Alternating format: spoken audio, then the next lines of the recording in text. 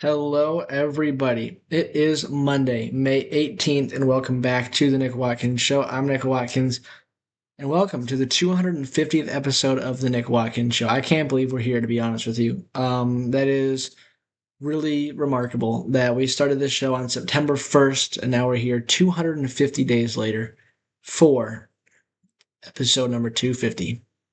Well, it's not 250 days later because I missed some days, which I wasn't happy about, but we're here, 250.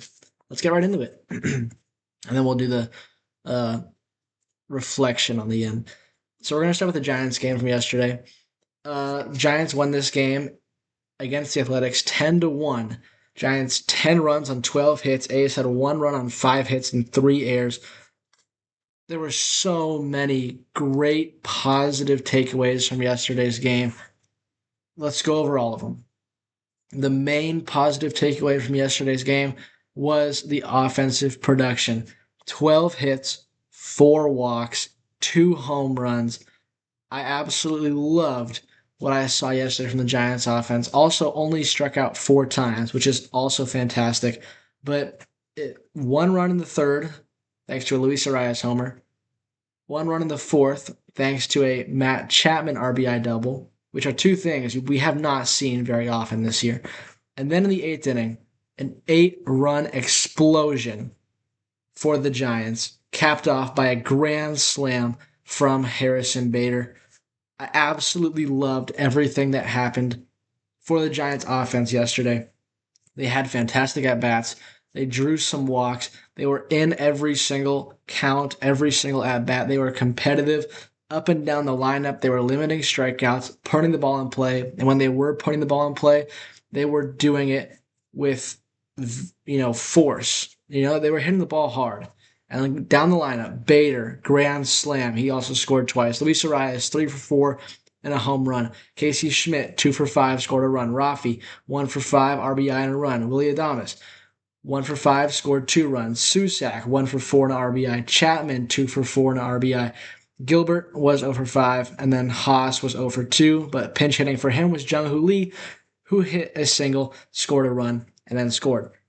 So, up and down the lineup, everybody was contributing. Even for those who didn't get hits, they were still doing a nice job. And man, I absolutely loved everything about this performance offensively yesterday for the Giants. It looks like things are maybe back to normal. This is the kind of result that we were expecting to see from the Giants offense going into the year. And it took a while to get things going, but man, if the Giants are officially here as an offense, that's exactly what we need to get going and get back to 500. If the offense can play like this, look out, rest of the league. Other positive aspect, the defense yesterday from the Giants, outstanding. And the big story of the game was the wind. A ton of wind, creating a very crazy environment to play a baseball game in. And there were some very tough plays. The A's got their only run because of the wind messing with a pop-up. But aside from that, the Giants were very, very good defensively. Arias and Adames making diving stops and turning double plays. Devers picking balls again. He's a picking machine. We know Matt Chapman's elite defensively. He made a very tough play in foul ground. Susak caught a nice game. Drew Gilbert with a diving catch. Bader was very good in center field. And then the right fielder, it was Gilbert in right, and then he switched over to left. But, everyone was fantastic defensively. Did not commit any errors on a day where it was very easy to. After all, the A's committed 3 errors, and they made some bad defensive plays. So really impressed with the Giants defensively, laying out for balls, putting their bodies on the line in order to get outs, and they got a lot of outs. Spectacular defense from the Giants. And the final aspect that, I think you could also mention the bullpen only gave up 1 hit over the course of 3 innings. Hedges, 1 inning, no base runners, 2 strikeouts. Peguero, 1 inning. Wynn struck out a batter and gave up a hit in his 1 inning, but didn't come around to score. But the final positive aspect from this game was Adrian Houser's start. And Houser went 6 innings pitched, gave up 1 run, It was an earned run, but it was the weird pop up that fell. But it was 4 hits and 5 walks. For those 5 walks, 3 of them were to Nick Kurtz, so I don't blame Hauser for giving up 5 walks. It is a little high, but you'd rather him walk than hit a homer off you. But anyway, I really liked Adrian Hauser's start. It felt like he was in control the entire time. He was very efficient, 93 pitches through 6 innings, and he was getting ground balls, which he is very good at doing. And the Giants' defense were playing great behind him. And that was definitely an aspect of this start that made it go well. I really liked Adrian Hauser's start, and that is 3 really good starts in a row for Adrian Hauser. One against the Padres, which he lost, which wasn't his fault at all, and then his first win against the Dodgers, and then his second win against the A's. I really like what I'm seeing from Hauser these past 3 days. I will take back what I said about him needing to be cut from the team for now. But yeah, Adrian Hauser, very strong start, exactly what we needed. Only 1 run through 6 innings. Very good start from Hauser. And it was just a really encouraging game for the Giants. Everything seemed to go well for them. And yeah, I really liked it. Really, really liked it. There's one funny aspect I want to point out about Bader's grand slam. So yesterday, Harrison Bader was up with the bases loaded. Or no, 2 days ago, Harrison Bader was up with the bases loaded, and he absolutely smoked a ball, 100 plus off the bat, deep out to left center field, and the wind knocked it down, and it was a fly out. If it was a normal day, calm conditions, that ball is long gone. It's a grand slam. And I just felt like, man, that was so rough that he got robbed of a grand slam by the wind. Fast forward to yesterday, bases loaded, same situation. This time he goes to right field. This ball had no business going out, but the wind carried it, and it kept going and going and going into the bullpen, where Harrison Bader ended up getting a home run, a grand slam. So on Saturday, the wind took away a grand slam, and on Sunday, the wind gave him a grand slam. Funny how baseball works. And that's going to bring us to today, where the Giants take on the Arizona Diamondbacks. Robbie Ray going up against his former team. They will start Zach Gallen. And this is a very important game for the Giants. It feels like I'm saying that every day, but it really is.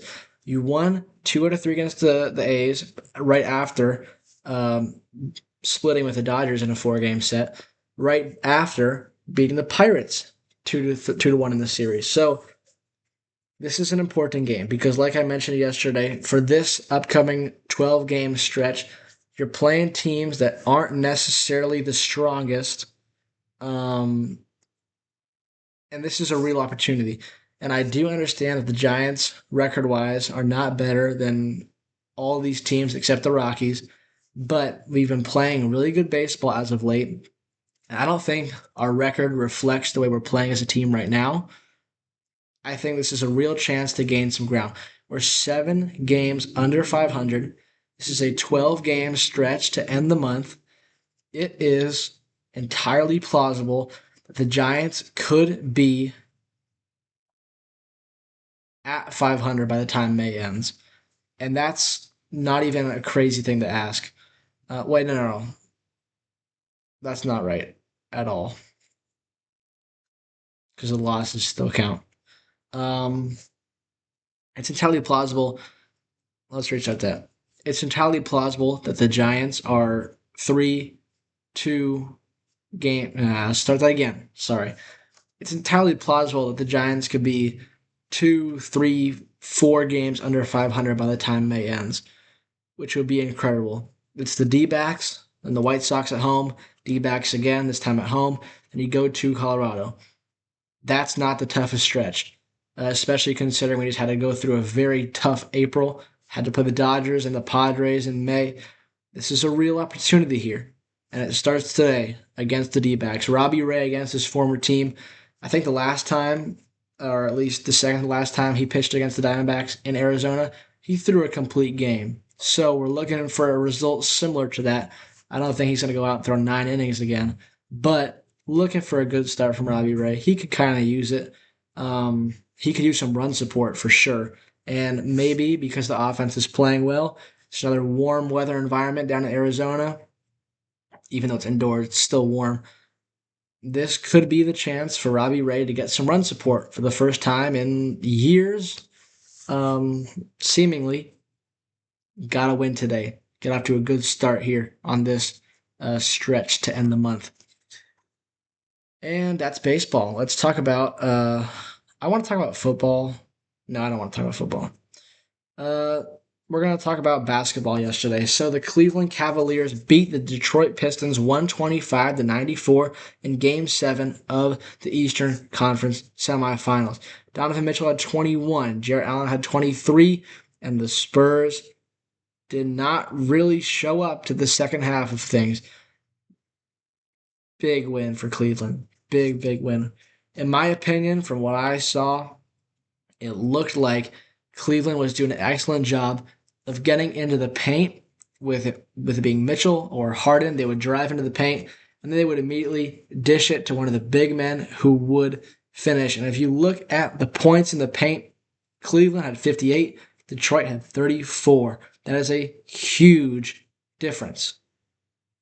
And I think that was the key to the game. The key to the Cleveland win was their effectiveness inside. Jarrett Allen and Evan Mobley on the receiving end of some nice passes from Mitchell and Harden. Mitchell had 8 assists, Harden had 6 assists. And you look at the numbers, Harden was plus 31, Mitchell was plus 17, Mobley was plus 31. Additionally, Sam Merrill shot the ball very well. But man, it was really just the great play of the assisters leading to easy buckets down low, and that was how Cleveland won the game, and they advance to play the Knicks in the conference finals. Big game, big win. And today, the moment everybody has been waiting for, the San Antonio Spurs will play the Oklahoma City Thunder in Game 1 of the Western Conference Finals. All due respect to the Eastern teams, this is the real NBA Finals. This is giving very strong Rockets Warriors vibes. Those incredible series, incredible battles from when KD was on the Dubs. This is what this feels like. These are two teams that do not like each other, are full of very good players, and just two incredible basketball teams. And this is going to be absolute cinema. Every single game in this series is must watch. I predict it's going to go 7. It's very tough to decide who's going to win each game. Wembanyama does not like the Thunder, and the Thunder don't like Wembanyama and the Spurs. This is going to be a very intense, very emotional, very good series. I cannot wait for it. And game 1 is tonight. I'm really excited for it. WNBA before we move on to NHL, which is important. The Sky beat the Lynx, the Temple beat the Sparks, the Storm lost to the Fever, and the Aces beat the Dream. Today, the Mystics and the Wings, the Sun and the Fire. Okay, NHL time. No games yesterday, but Game 7 today. Thank you, Lord, for Game 7. So we always say that's the truth. Game 7, Habs and Sabres. The Montreal Canadiens and the Buffalo Sabres in Game 7 for the chance to go to the conference finals. Montreal, they won Game 1. Nope, they did not. Apologies. Buffalo won Games 1, 5. Nope, that's not right either. Restart.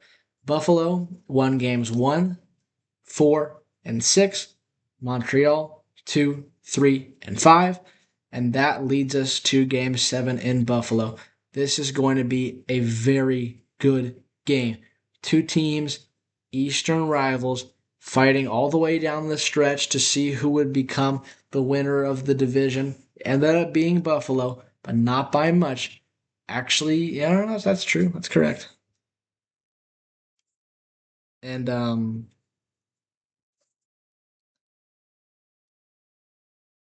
this is going to be a crazy game. Game 7. The Canadians have been in a Game 7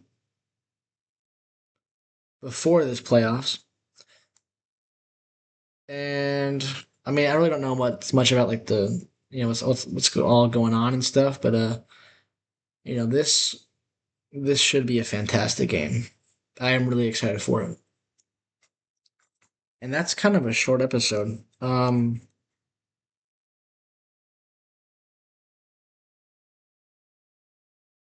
guess there's really not much to talk about it. I thought it would be more. I was trying to have somebody on. I was trying to have Grant on, but he has finals. I had finals. They went well. Thank you for asking. I'm pretty confident that I did well. Um, but man, it's kind of a short episode. We're gonna have Noah on tomorrow, win or lose for the Habs. It's gonna be fun. We're gonna talk more then. But man, I also just really appreciate you guys watching. If you guys are here, I really appreciate you for watching all the way through. Drop a comment down below. Leave a like, subscribe. It means a lot. 250 episodes.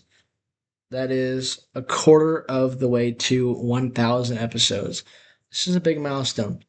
And I really appreciate all you guys for watching, even though it is a little bit minimal. If you're watching the clips, that also means a lot. I mean, I see the views on the clips. They are a lot more than this, but it does mean a lot. I really appreciate everyone. So thank you everyone for watching, and once again, I'll see you tomorrow.